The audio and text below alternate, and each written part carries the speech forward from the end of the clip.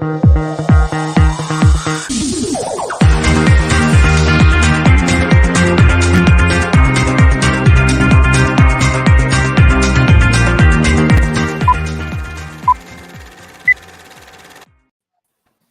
live from the internet, it's It's good and ZN Live. live. That's right. I'm very excited today to be in Bulgaria, actually, because of our work from anywhere lifestyle. We have Gaia, who is in Italy, and our guest, Ana Alegre, who will, I'll come to in just one second. I first wanted to say happy birthday to Gaia, who is at the beach in Italy. You can show us the wonderful view behind you. Happy birthday, Gaia. Thank you, Happy guys. birthday. Yes, joining Show you us from this the amazing view. beautiful beaches in Italy. Excellent. So yay. Fantastic. Wait. And we're going to be talking about balancing work from home and work remote. So thank you very much, Gaia. Enjoy your birthday. Gaia's behind Thank the you, scenes guys. of many of these shows. So today we have an experienced guest who is with the European Parliament in communication, Ana Alegre, and she's been from a trainee to a communicator, from digital to traditional. And I think you bring a fresh perspective to the Parliament. So Anna, tell us a little bit, how has your first impressions been of communicating in the European Parliament, and especially communicating on digital? Good afternoon to you all. Thank you very much for having me here. It's a pleasure, and it's lovely to see you all. My experience in I have so many experiences in so many different fields that it's a bit hard to summarize, but I can try. Regarding the Parliament, I can say that I entered as a trainee, and we deal basically with like the traditional media. So I learned there how to follow all the legislative procedure, and then that was more kind of the basis that I later I built up on my knowledge in European. European Union, but also it was very good for me to have the background when I was in Spain. Most of my experiences were traineeships at the moment when I was studying, and it's good that I kind of tried all the digital media, from radio to television to print, and also digital, because then I could put forward all the experiences that were valuable for the Parliament. Later, when I finished my traineeship there, I went a bit up and down, and to others, consultancy, for example, also associations. But at the end, I ended up back at the European Parliament, when I'm putting forward all these experiences. A bit difficult to summarize into something, but that what is more valuable the most is that in general you are good in writing and explaining everything that it's true, factual, and that you communicate a positive narrative about the European institution, and that you know where are you working and who are you working for, and to defend the reputation and the democracy in Europe. That's basically what we try to do.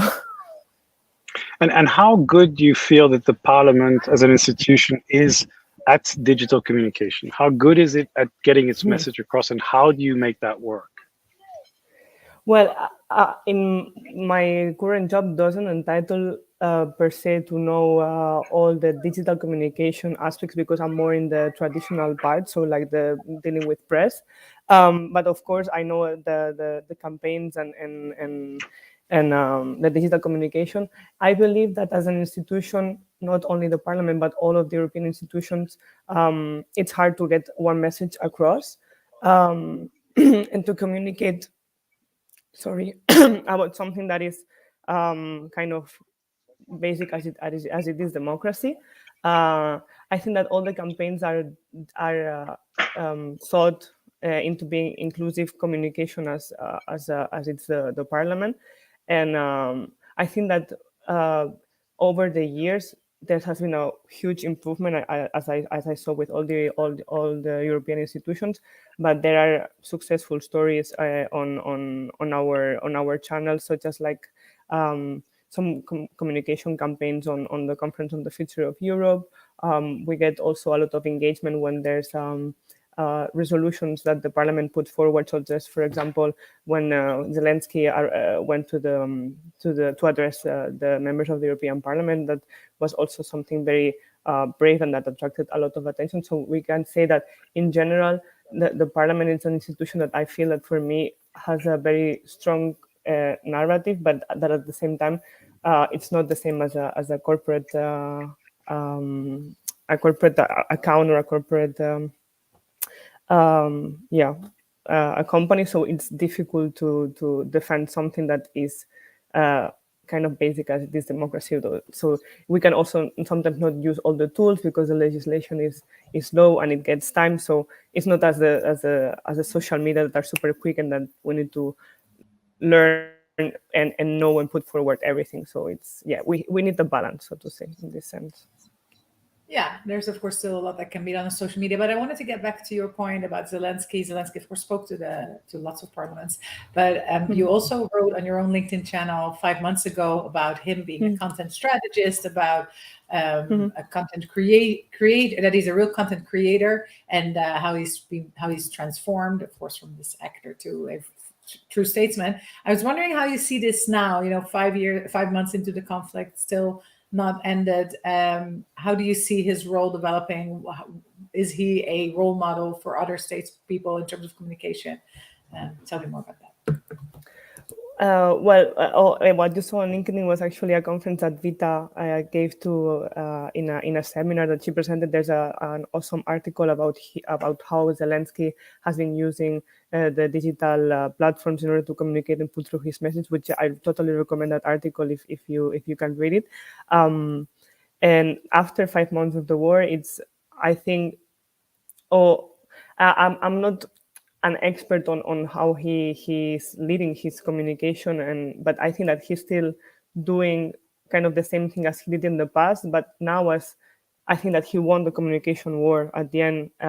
The war, he of course is still ongoing, but at the end, everyone got his message, and everyone supports what he's doing and what his country and parliament are doing. So I think that having war, the communication war, puts you on a really high, I don't know, pedestal, so to say, in which people also look up to this kind of figure, which we can say that he is everywhere all the time, and he's taking selfies with people in the hospital, and then addressing the parliament, and then addressing another parliament. Since he started to do that on the 1st of March, some months ago, he has been going on a tour almost. So I think that having won the communication war, it's definitely 100 points for him, more than any other.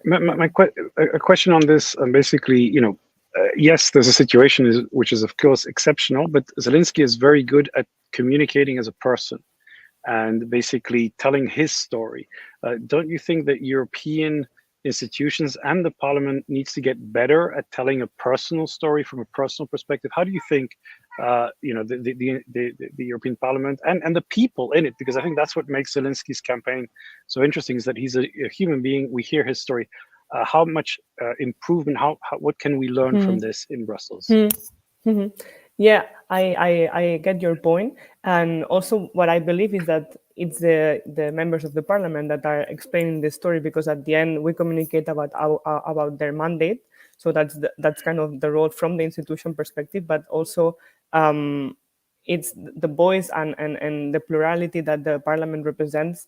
It's kind of, it goes out there through the voices and the personal not stories, but the personal lives and what they go through, which are the European the members of the European Parliament. So I would say that, of course, we could learn many things, and that the new president Roberta Metsola is very, very good at communicating, and very direct, and super strong in her communication skills. But also at the same time, the parliament is super plural, and I think it's a bit more difficult to have a more personalized kind of role on the communication, that only one person speaks, or that in name of everyone, and gets the message through. But I think that the Metsola, it's really good in doing that as well. So, and of course, Yeah. everyone can improve in the communication skills as well as the members in the institution Yeah. itself, of course. I think there are some people doing an interesting job. My feeling is that there needs to be a lot more improvement in telling a story spontaneously, directly, talking to people, talking to the European citizen, not just other institutions. I also want to talk about something else. As you know, I was saying I'm in Bulgaria. As you can see, beautiful landscape and swimming pool behind me. You saw Guy earlier.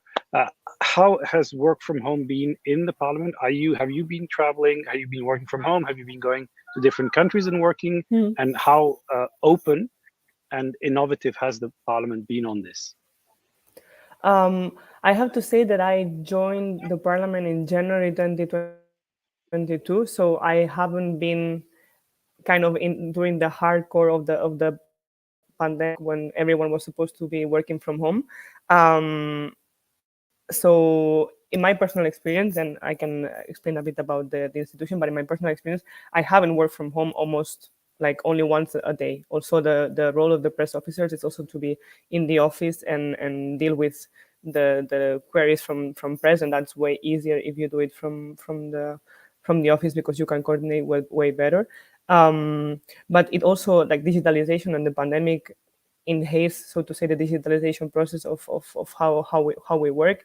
The meetings from the committees, for example, there were many things that could be done online, and of course there are some other units which they are more flexible. Like you can choose, for example, a teleworking mode of 3 days, 2 days, or 1 day. Now it's kind of this is the rule implemented.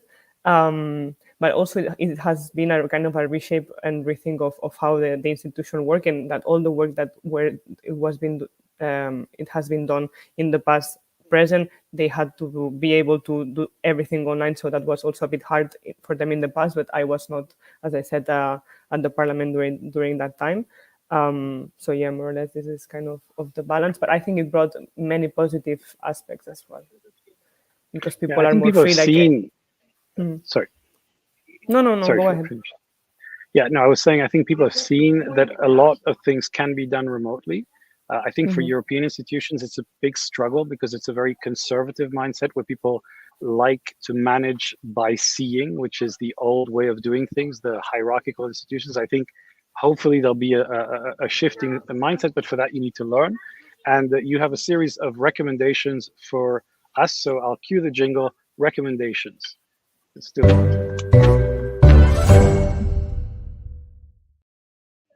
Welcome back to this slot of recommendations. Love this jingle.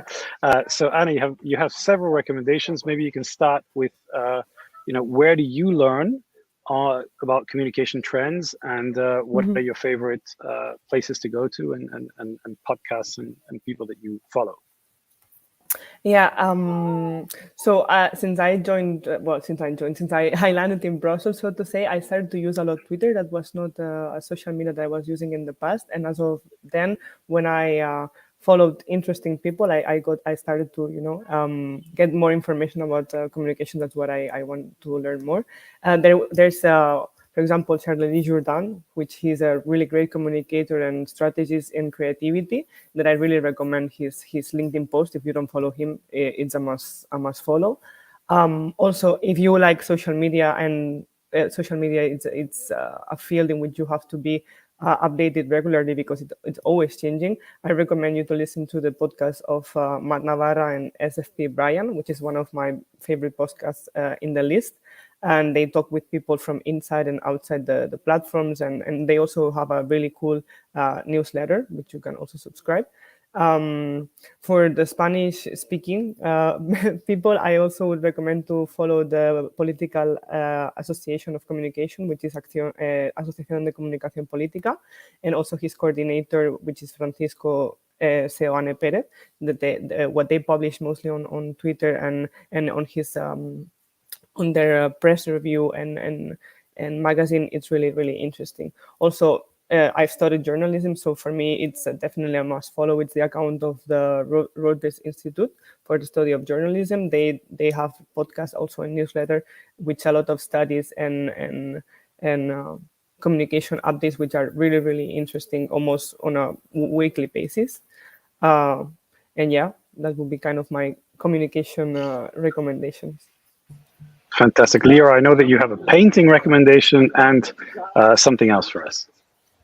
Yes, I have a podcast recommendation that is Casual Fridays, the Casual Fridays podcast by Tyler Anderson. It is American, and it is also very much a little bit more B2C, business to consumer communication, but I still find it very interesting to listen to because he talks like things about like TikTok or Google ads, whatever that changes, personal branding. And so I find it quite an interesting podcast for sort of general information. Secondly, I get a lot of questions about this beautiful painting that I have right next to me. It was in my living room. I moved it next to me so I can enjoy it, even when I look at myself on screen. And that I just wanted to share for everyone who's interested that is painted by a Dutch artist called Hans Kuls. And he is it's a romantic, but of course modern painter who paints these beautiful layered works. He says that this helps him order his inner chaos and then gets to a harmonious meditative order in composition, color, and rhythm. And I absolutely love it. And when you see it in real life, you'll see it's very layered. It's not just pink, but of course it very much reminds me of spring. So Hans Kuls, maybe we can put his name in the caption. There you go. That's how you write Hans Kuls. Fantastic. And Daniel also has some other recommendations for journalists in the Spanish community, as we have a large Spanish contingent in ZN. My recommendation actually is that you should visit Bulgaria. And as you all know, we work a lot on European tourism. And what's exciting about Europe is there's so many destinations that people haven't seen. Bulgaria is one of those destinations that people don't know enough about. There's some beautiful places, some beaches in the mountains now. There's some historical places, and it's at the convergence of so many different cultures. You have Greece, you have Turkey, you have Ukraine, you have Romania, and it's basically all these influences coming together. So fantastic destination that people don't know enough about. So that would be my recommendation. So I believe that's all we have time for today. I'll be driving back to Sofia to take a flight from Sofia to Brussels. And seeing the wonderful weather there. Anna, it's been great having you. Thank you for sharing your recommendations and your insights. Leora, have a fantastic weekend and flight also. And we will see you all online and again next week on Friday. Have a great weekend. Bye, everyone. Bye, guys. Thank you, Anna. Ciao. Bye-bye.